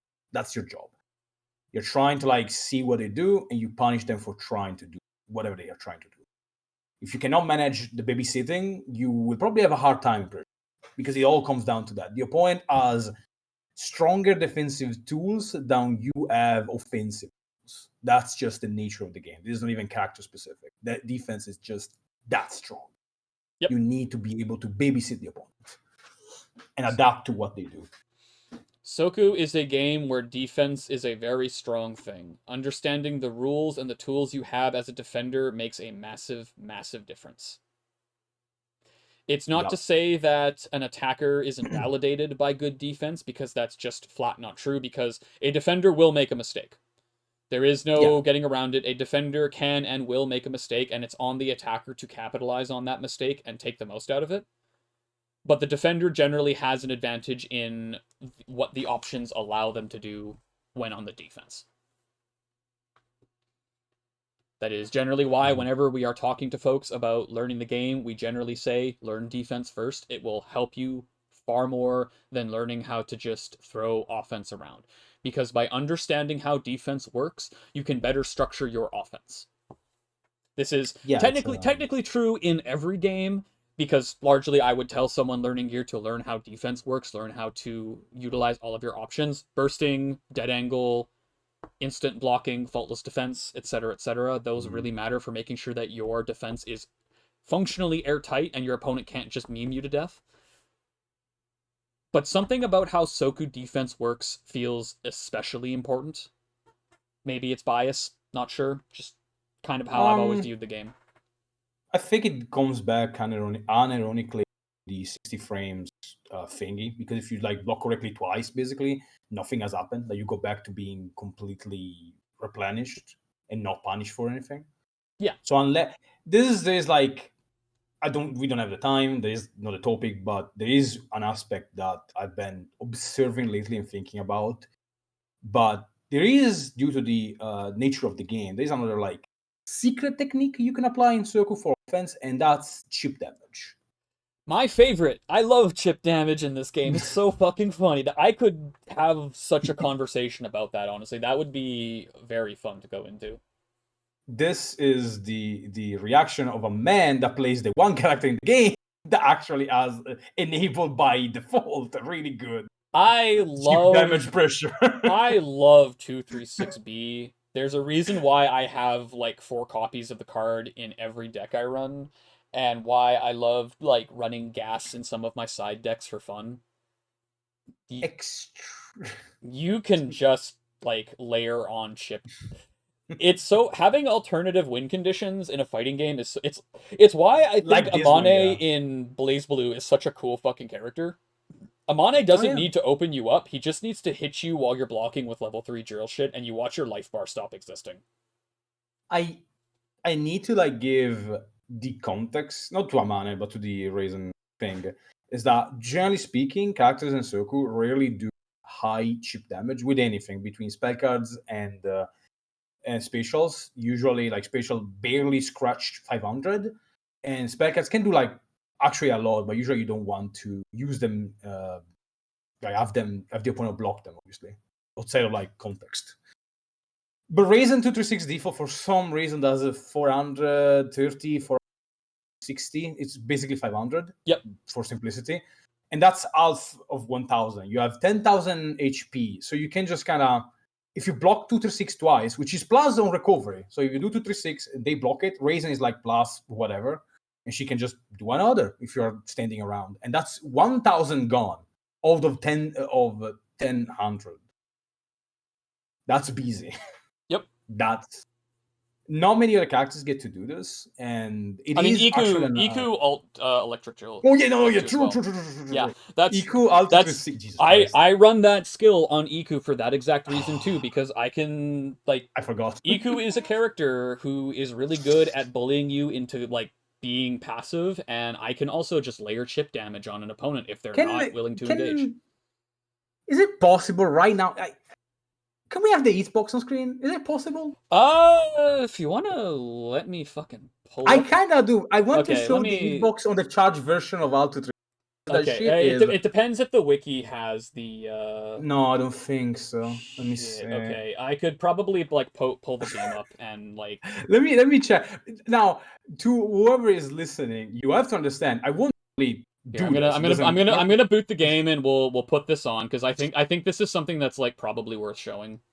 Yeah, normally I won't care, but you have to understand. There is a not charged version of this attack and a charged version. They are both massive. But the charge version is. By the way, I say charge like, oh, it's slow. No. It's not slow. It's not slow. Not particularly slow. It's Let me add this to the vaguely slower than the normal version. The size of that thing is comical. Why is it like that? Okay, let me put that right in the center of the screen there. The graphic of the attack isn't even like unique. It's just the basic one and large. You see the pixels. Yeah, it's here. so Okay. bad. Okay, you won't be able to see it because we're not doing a screen share for this. But for the viewers at home here, I have Soku Show both. Here. So I'm gonna Show put the normal one and the charge. F4 for the hitboxes. So we got all that green. So here is her default 236B. It's a very straight, just forward drill. You'll notice that it's not very disjointed. Mm-hmm. It's kind of whatever. If I take the alt skill here, and I need you at home prepared for this. Look at that cone. Look at that disjointed cone and how massive that is. It's a very non-committal move. You can high jump so fast. The opponent cannot punish this in any normal way. To show the point we were trying to make here about the chip damage part, I'm going to push the bot to the corner. We're going to pop open this here. We're going to have the bot on all block here. And please watch their life bar.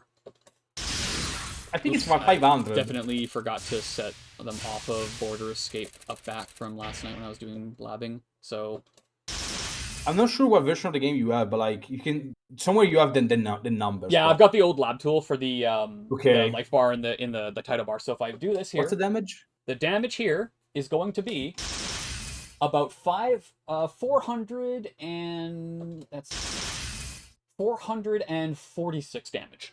That is a lot. Level 1 on block. If we level 2, true, level 1. If we level 2, that's 476 damage. If we do Can you level show 3, the charge version of Hitbox, because I think that's funny. Oh yeah, the charge box is also just really funny. The charge is insane. Why is that so fucking weird? And if you get just a basic block one, that's 642 on a basic. Wow, you're right. A charge is 789. No. Look at the hitbox on the charge version. No, 30, why is it like that? And if we do a level 4,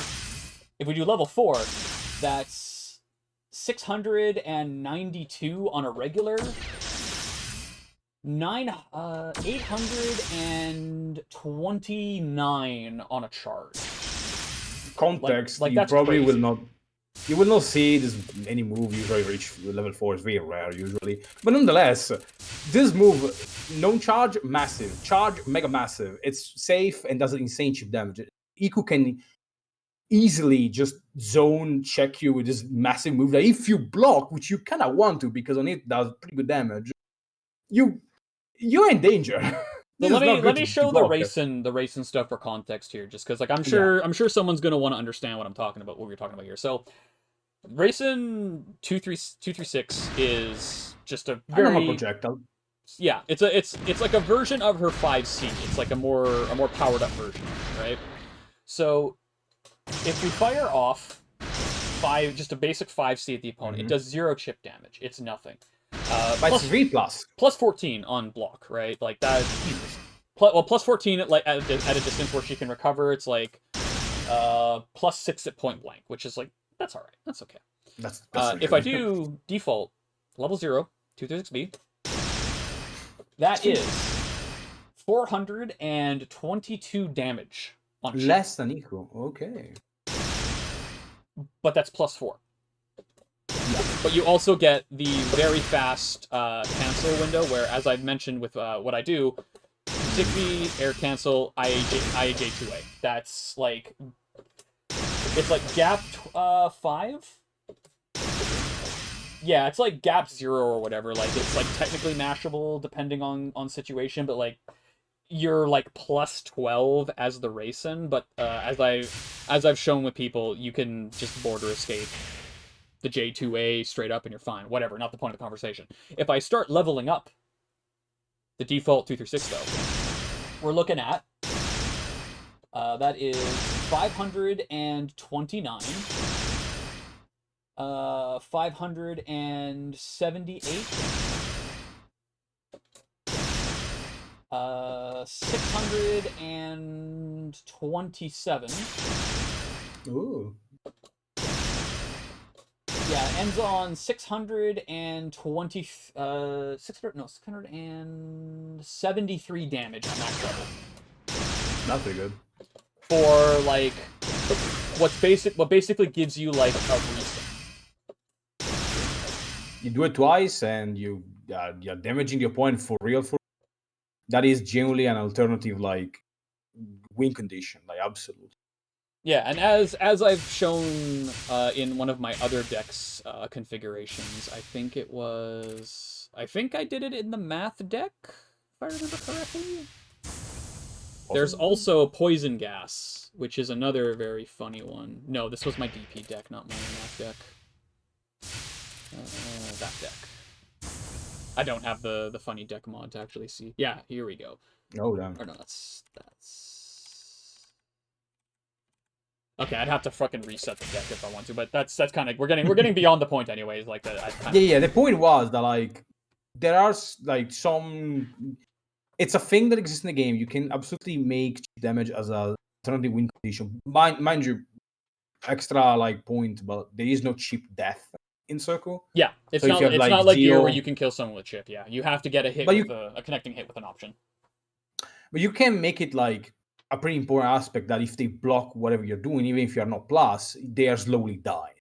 And not everyone can do this. Like not all attacks do this much chip damage, nor they allow themselves to easily loop or catch the opponent into more of the same attack. Iku and Raisin are probably just really simple examples to show. There are some others, I think, but Yeah, I'm again, sure if we spent a few minutes looking through the cast and checking card options, we could find other people with pretty real chip damage options on the table. But generally, like Raisin is the premier like chip damage dealer character in the game, with like maybe Iku as a secondary if people are aware of the drill and use it over like other options. Depends on the player.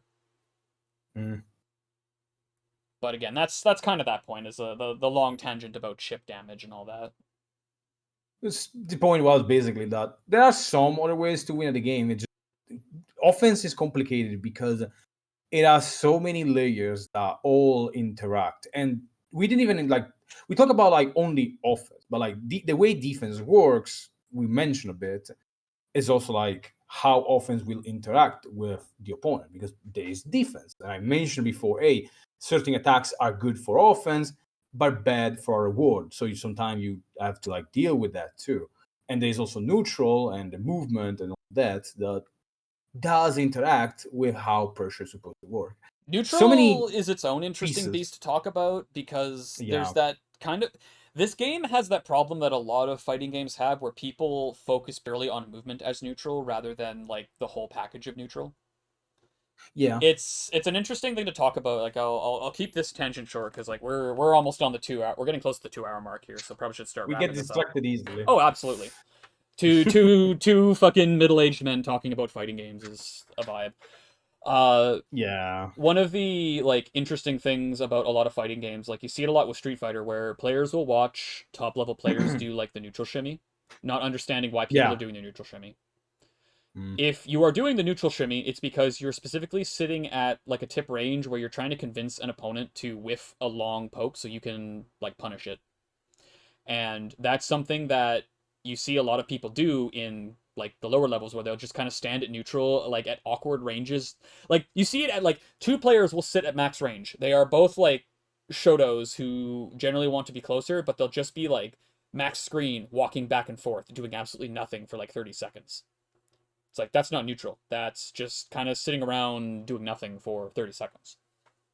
Versus I'm at like the corner on a knockdown doing a shimmy or whatever on offense to bait a throw tech that I want to punish because generally speaking, getting a throw tech punish is like way more valuable than continuing a throw loop. Asterisk. You see, like again, you see it from a lot of people where like they will just do movement. You see it with in Soku. You see it with a lot of like beginner and mid-level players where their entire neutral consists of jumping around and flying about without actually creating a screen presence. Yeah, basically. Yeah, I talk about this a lot with some of the people that I do replay review for, you got to push buttons. You can't be afraid of not pushing a button because you think you might get hit, because the moment you get scared into not doing anything, you're not asserting yourself in the game, and you're not actually having a presence and making yourself a threat, and the other player can just walk all over you because they don't give a shit. You absolutely need to push buttons. Anyways, that's a tangent about neutral aside. I don't want to dive into that because that'll be. It's probably an interesting discussion that should be done eventually, because like Yeah. there is a lot to it, and it's also like, as much as the offense was neutral is because uniquely from games, you have the bullets, projectiles acting as like extended normals. You have two extra air movements, and also, which is strange to put into the spot, but the lack of a timer, I think it's part of a neutral. Yeah, that's more of a neutral discussion in my opinion. Yeah. Honestly, like I would be down to have a talk at a later date about neutral in this game, because I think I said it last time when we had this discussion. I think neutral is one of the most interesting parts of Soku because of how weird yet extremely understandable it is if you have enough knowledge on fighting games, because it still follows into the typical flow of fighting game neutral, where you have the like Krakatoa's neutral.mp4. I will repeat that fucking video an infinite number of times. It very much is a distillation of what fighting game neutral looks like, period. And Soku, despite not having throws, still engages in the exact same stuff. You still have passive play, you still have reactive play, you still have establishing play. You still have the triangle of decision making. It is so cool and so interesting, and Reimu has Kai Far Slash, and that makes the game fucking awesome as far as I'm concerned. I mean, Well, no, it's an interest. Again, I have this conversation with some folks about like neutral stuff in the game, right? Like Soku has that thing that all fighting games have, where your button strength generally denotes the range that it wants to be used at. true. Your A button is a combination of Guilty Gear punch and kick with close and far slash, depending on the character. Your B button generally is a combo of K and S ranging, where it's like a very firmly like a mid-range establishing button, where this is for like the poke game, and your heavy button is your like long range with punish, or like your big cash out button, depending on the context. But again, that's a discussion for another time. I think I'm getting far off the kind of the We point will absolutely talk about neutral is like between the lack of timer, the extra movement, the projectile acting, like the being raisable and acting as like an extended normal, the positioning, blah blah. Yeah, there's a lot to go on about. They're going behind 60 ground dash. Yeah, I have everything. I have much to say to the lack of timer. I have much to say about that. Yeah, I mean, as much as you and I kind of disagree on that point, I do absolutely understand like what you have to say with the lack of timer, and it makes sense. Yeah. Just from my perspective, like the game is designed around the lack of timer. I hate it. I agree with you that it sucks, but I mean, I'm still going to look at the game and go like, well, this is how the game wants to be played. Fuck it, we ball. I don't disagree, and I've been stuck like around this part for so long is because like I understand the game the gameplay decision, but I've used the term babysitting for pressure for a very good reason. I guess yeah, I chasing down people and forcing to play the video game is yep. I mean, it's entirely enabled because of how movement functions in Soku. The movement in Soku enables the very specific kind of passive, non-interactive gameplay that people can do. Yeah. Like, go watch Kima play, and it's Kima gameplay is an excellent sleep aid. You will fall the fuck asleep watching him basically do nothing for 5 minutes, and then I say it every time, he has to be a fucking third strike player, because he will sit around whiffing buttons at max range until you whiff something and he hits you with the super and either kills you or knocks off half your life bar, then goes back to whiffing buttons at max range and not actually engaging. You're not wrong. He's a fucking Chun-Li player. He's a fucking Chun-Li player in third It, strike. Like, what do you want me to say, man? no, it's true. Like, he's It also good at it. That's cool. It's fucking sauceless and boring. it also goes back to like the Iku thing because the Alta 36 that was enabled poke to 36, fly somewhere else. Poke to Yeah, fly yeah, around, absolutely, being yeah. intangible because no one's going to chase you easily because you're Iku. 236 again for like insane range. Repeat until your opponent is dead. Yep, ah, yep. uh, Oh well. yeah. Much to We have talk a very about. strange game that we've decided to peg ourselves to, and we kind of just keep going at the weird psychosis. I gotta play more Grand Blue. I'm telling you. I got. That game also sucks, but for different reasons. I 6 is a Lamau, yeah, but like they got Vazaraga and Versusia. Pretty cool. Like, Pretty cool. there's a lot of people at my local scene who play that game quite a lot. It's actually a pretty tightly designed game. I just very Yeah. much disagree with some of the system mechanics and the focuses that game has, but that's not a discussion I'm really capable of having because I don't actively play it anymore. And besides, it's not a case of the game doesn't have a timer. Oh well, I guess it be what it be. Yeah, exactly. Like that's the thing. Like sometimes you just have a game that Yeah. I don't like this thing, so I will not play it. And